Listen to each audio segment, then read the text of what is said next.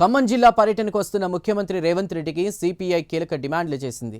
రైతుల సమస్యలపై స్పష్టమైన హామీలు ఇవ్వాలని కోరింది. ముఖ్యంగా సీతారామ ప్రాజెక్టు పూర్తి తేదీ, రైతు భరోసా, రైతు బీమా, పంటల బీమా, రుణమాఫీ వంటి అంశాలపై ముఖ్యమంత్రి దృష్టి పెట్టాలని కూడా తెలిపింది. సీతారామ ఎత్తిపోతల ప్రాజెక్టు రైతు సంఘాల పోరాట ఫలితమన్నారు సిపిఐ నేత భాగం హేమంతరావు. ప్రభుత్వాలు మారుతున్నా ఈ ప్రాజెక్టు ఇంకా పూర్తి కాలేదని విమర్శించారు.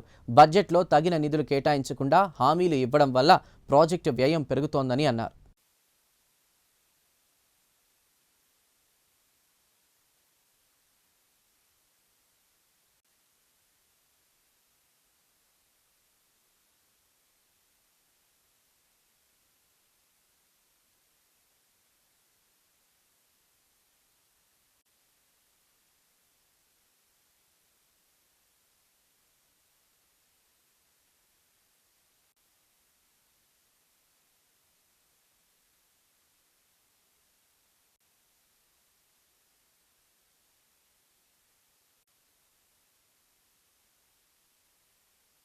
తారీఖున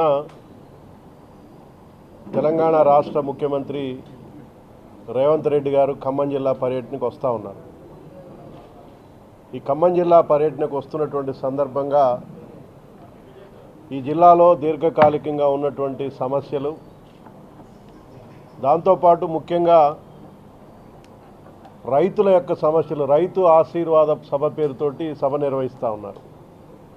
కాబట్టి రైతాంగ సమస్యలు కూడా ముఖ్యమంత్రి గారి దృష్టికి తీసుకెళ్ళి ఆ సమస్యల్ని పరిష్కరించేదానికోసం, సమస్యల్ని ముఖ్యమంత్రి గారి దృష్టికి, ప్రభుత్వం దృష్టికి తీసుకొచ్చేదానికోసం మేము ప్రయత్నం చేస్తున్నాం.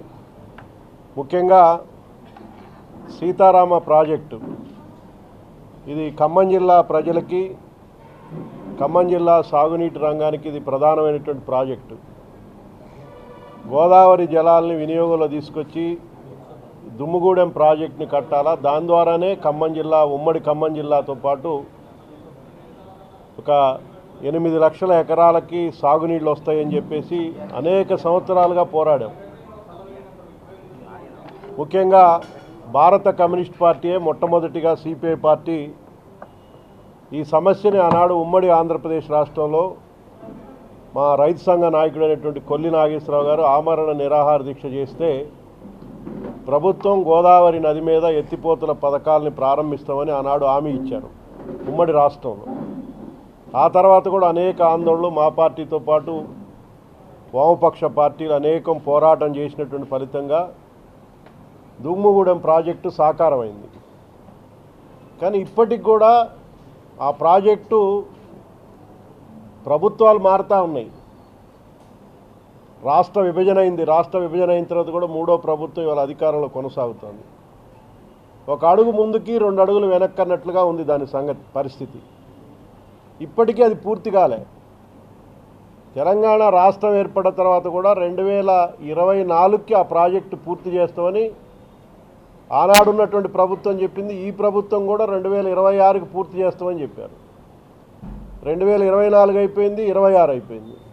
26 కూడా అయిపోదు, సగంలో పడ్డది.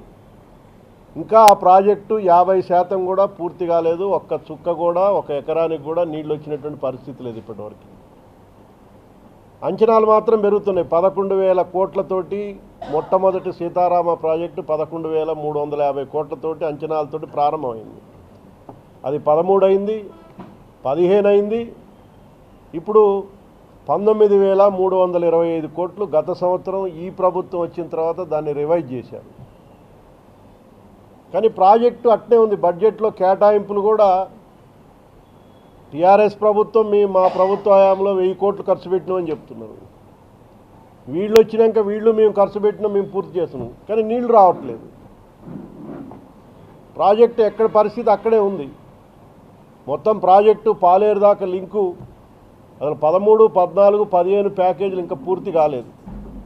నత్తనడక నడుస్తున్నాయి. బడ్జెట్ ఈ సంవత్సరం కూడా కేవలం 360 కోట్లే కేటాయించారు బడ్జెట్లో. అంటే ఈ ప్రాజెక్ట్ అసలు ఎప్పుడు పూర్తవుతుంది? ఖమ్మం జిల్లాతో పాటు పక్కనున్న మహబూబాబాద్ జిల్లాకు కూడా సాగునీరు అందించేటువంటి ఇంత ప్రధానమైనటువంటి ప్రాజెక్టు పట్ల అందరూ కూడా నిర్లక్ష్యం వహిస్తున్నారు. మేము అందుకని ముఖ్యమంత్రి గారిని డిమాండ్ చేసేది, ఈ పర్యటనకు వస్తున్నటువంటి సందర్భంగా సీతారామ ప్రాజెక్టు పూర్తి దాని మీద నిర్దిష్టమైనటువంటి తేదీని ప్రకటించి నిధులు కేటాయించాలని మేము రాష్ట్ర ప్రభుత్వాన్ని ముఖ్యమంత్రి గారిని డిమాండ్ చేస్తున్నాం. కానీ ఉట్టి మాటలు చెప్పి ఆ ప్రాజెక్టు పూర్తి కాకపోతే మళ్ళీ అంచనాలు పెరుగుతాయి. ప్రాజెక్టు పూర్తయ్యేటువంటి పరిస్థితి లేదు. అందుకని నిర్దిష్టమైనటువంటి తేదీని ప్రకటించాలని చెప్పేసి మేము డిమాండ్ చేస్తున్నాం. దీన్ని కాలయాపన చేయకుండా దాన్ని ప్రకటించి నిధులు కూడా కేటాయింపు చేయాలి. నిధులు కేటాయించకుండా ఎట్లా పూర్తవుద్ది ఇది? ఇంకా అసలు ఫీల్డ్ ఛానల్స్ అట్లే ఉన్నాయి. ఈ మధ్యనే టెండర్స్ కొంత భాగాన్ని ఫీల్డ్ ఛానల్స్కి టెండర్స్ పిలిచారు. అవి పనులు ప్రారంభం కాలేదు. టన్నెల్స్ యాతాలకుంట టన్నెల్ అట్నే ఉంది. ఇక్కడ పాలేరు దగ్గర తిరుమలాపాలెం టన్నెల్ సగం కూడా పూర్తి కాలేదు. ఇంత పని ఉండగా బడ్జెట్ కేటాయించకుండా నిధులు మాత్రం ఖర్చు అయిపోతున్నాయి. పోయిన ప్రభుత్వం చెప్పింది వీళ్ళు ప్రభుత్వం మేమే సీతారామ తీసుకొస్తున్నాం అని చెప్తున్నాం. కానీ ఎవరు తీసుకురావట్లేదు, పూర్తి కావట్లేదు. ఇది ఇట్లే ఉంచి ప్రత్యామ్నాయంగా వేరే పెడుతున్నారు, డబ్బులు దానికి పెడుతున్నారు. ఏన్కూరు నుంచి సాగర్కి 100 కోట్లతో అది కట్టారు.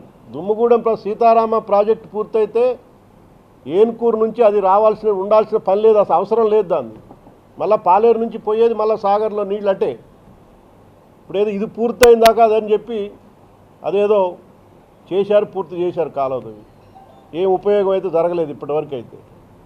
మళ్ళీ ఇప్పుడు మున్నేరు నుంచి మళ్ళీ సీతారామ కెనాల్కి లింకుకి 163 కోట్లు పెట్టి ఇంకొక ప్రాజెక్టు పెట్టారు. అంటే సీతారామ ప్రాజెక్టు పూర్తి చేసేటువంటి లక్ష్యం లేకపోతే ఇవి వస్తుంది. ఇక అసలు సీతారామ కెనాల్ పూర్తి కాకుండా దీన్ని ఫ్లడ్ కంట్రోల్ ప్రాజెక్ట్ అని ఏదో పెడుతున్నారు. పెట్టారు దానికి ఒక 80 కోట్లు. ఇప్పుడు 160 కోట్లకు 80 కోట్లు బడ్జెట్ కేటాయించారు. ఏదో పనులు జరుగుతున్నాయి. అసలు సీతారామ పూర్తయితే ఈ రెండు అవసరం లేదు. ఈ 160 కోట్లు అవసరం లేదు, ఆ 100 కోట్లు అవసరం లేదు. 260 కోట్లు దీనికి పెడితే ఇంకొంత పని అవుతుంది కదా. అందుకని ప్రభుత్వం దీన్ని సీరియస్గా ఆలోచన చేయాలని మేము డిమాండ్ చేస్తున్నాం. ఖమ్మం జిల్లాకి చాలా ప్రధానమైనటువంటి ప్రాజెక్టు. జిల్లా ప్రజలు పెద్ద ఎత్తున పోరాటాలు చేసి సాధించుకున్నటువంటి ప్రాజెక్టు ఇది. ఆ ప్రాజెక్ట్ని గత ప్రభుత్వం 2.5 సంవత్సరాలు అయిపోయింది, కాంగ్రెస్ ప్రభుత్వం వచ్చి కూడా. గత ప్రభుత్వం 10 సంవత్సరాలు అరకొర కేటాయింపులు చేసి దాన్ని పూర్తి కాలేదు. ఇప్పుడు ఈ ప్రభుత్వం కూడా ఇట్లే వ్యవహరిస్తే జిల్లా ప్రజలు క్షమించరు.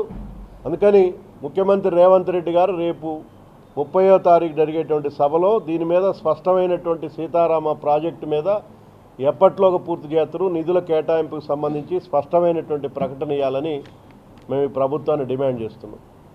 రెండవది, ఇది రైతు ఆశీర్వాద సభ అంటున్నారు. రైతు భరోసాకు సంబంధించి రైతాంగం చాలా అసంతృప్తితో ఉన్నారు. మీరు ఎన్ని మాటలు చెప్పినా రైతాంగంలో అసంతృప్తి ఉంది. ఈ అసంతృప్తి ఆగ్రహంగా మారేటువంటి ప్రమాదం ఉంది. ఆగ్రహంగా మారితే గత ప్రభుత్వానికి ఏ గతి పట్టిందో మీకు కూడా అదే గతి పడుతుంది.